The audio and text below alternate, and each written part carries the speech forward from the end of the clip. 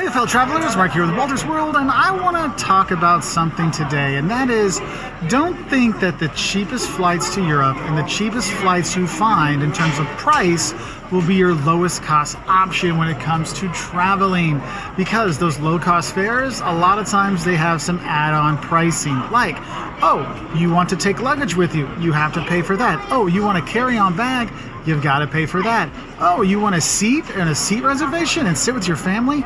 You got to pay for that too. And those prices, those add-ons can add up to make that cheap airline ticket actually cost as much as one of the legacy airlines. So make sure you're comparing all of the costs on the cheap airlines versus if you're going to take another legacy carrier like a Delta or a United. Now, I'm not saying don't use the cheap airlines, because I know for me, when all I have is my backpack, sometimes I'm like, hey, I don't have any of those extra fees. I'm not worried about it, but it's something to think about.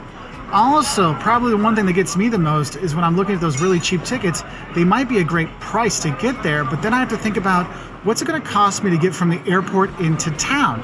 So for example, if you're going to be flying to London on Ryanair, you're probably going to be flying into Stansted.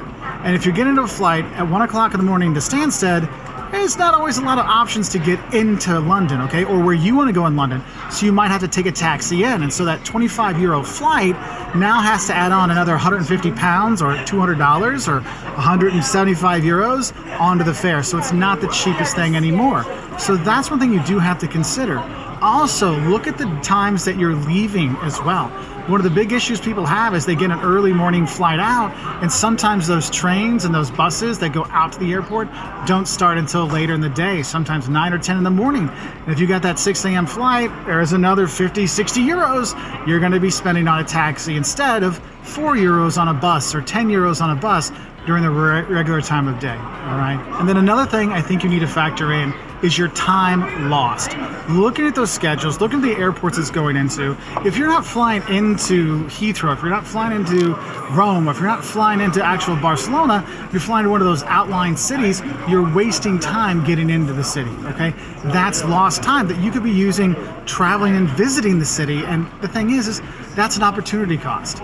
You know, how much is half a day of your time? Yeah, I saved $30 getting in at 10 o'clock at night, but if I would have taken the other plane, I would have gotten in at noon, and that would have given me 10 more hours to enjoy a wonderful city like here in Strasbourg or Paris or London. So that's another thing you have to consider, because if you don't have a lot of time, sometimes the time is the most expensive part. So think about that as well, okay? So I hope this helps you kind of have some food for thought when you're looking for the cheapest flights, because the cheapness isn't just the price, it's also the whole cost you have to factor in. So have a great time, and I'll say bye from here in Strasbourg.